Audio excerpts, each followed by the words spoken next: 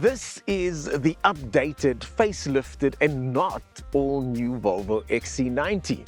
Now, not all new, it's been around since 2015 for goodness sake. Surely it's time for a brand new Volvo XC90 and not just a nip and tuck here and there. Or is it? Let's take a look at something that I may consider to be an almost perfect car. The big changes on the outside for this updated facelifted version are these Thor's hammer lights over here and that frankly beautiful grille over there. Just look at the detail. 22-inch wheels are optional, but standard you get these 21s, and there are two models available with 2 grades each.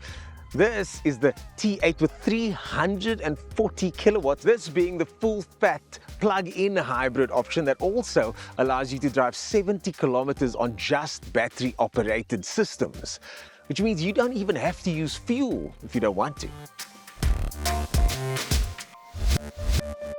There are a few subtle and a few not so subtle changes inside, starting with this touchscreen over here, new and updated. Now, in the older model, this was flush inside the dashboard, which I quite enjoyed, but the new one, it's closer and much larger and a lot more modern.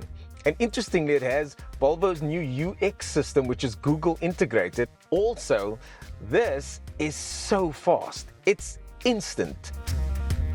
Volvo spearheaded many safety technologies over the years, but also some very cool interior tech. For example, seats that were orthopedically designed, which means that my chiropractor and my osteopath will approve of these, that's for sure.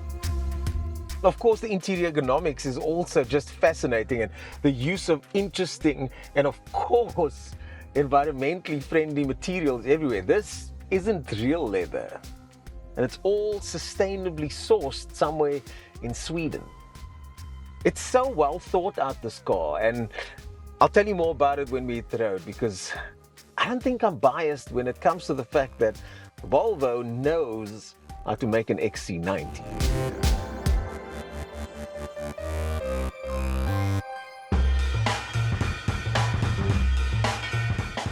Man, there are very few cars that feel like this Volvo does on a road like this.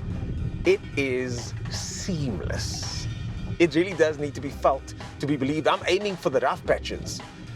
And here we go. This is really bumpy. This Volvo just doesn't care. It doesn't care how rough the road gets.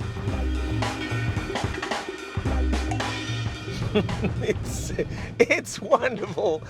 It is wonderful, and this car has reminded me as we make the transition onto tar, which again just feels like we're driving on the same piece of road. It's all the same. All the roads feel the same. There is a mode that you can choose. You can go to power mode, and that gives you access to all that power and all that performance.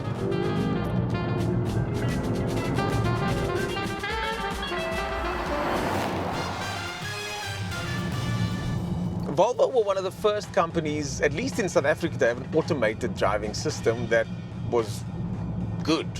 You push this button over here and then the car would drive itself. And over the years, they've evolved that system to the point where it's still right up there with the best of them. Of course, BMW leveled up and Mercedes leveled up, and everybody was competing to find out who would be the best in the autonomous driving space.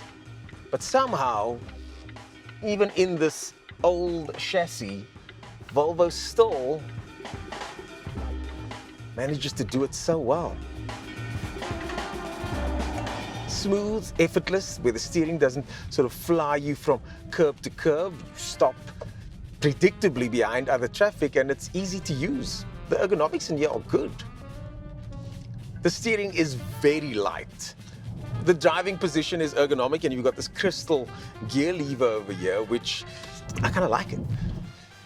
It's available in 7 colors, and it's also available in 2 different specs, as mentioned. So starting at about 1.5 million, and then up to 1.9 million for this, the top spec T8 model. In a world where new models, updates, and different versions are coming out seemingly every 6 months, Now Volvo's basically facelifted a car that's a decade old, and I asked myself the question, why have they not come up with a new model? Sometimes though, you don't necessarily have to. Sometimes if something's working, leave it. Maybe improve on it a little bit, update the tech, make it look a little prettier up front, change the lights. But sometimes you should just leave it be. And in this case, I think that was the right choice.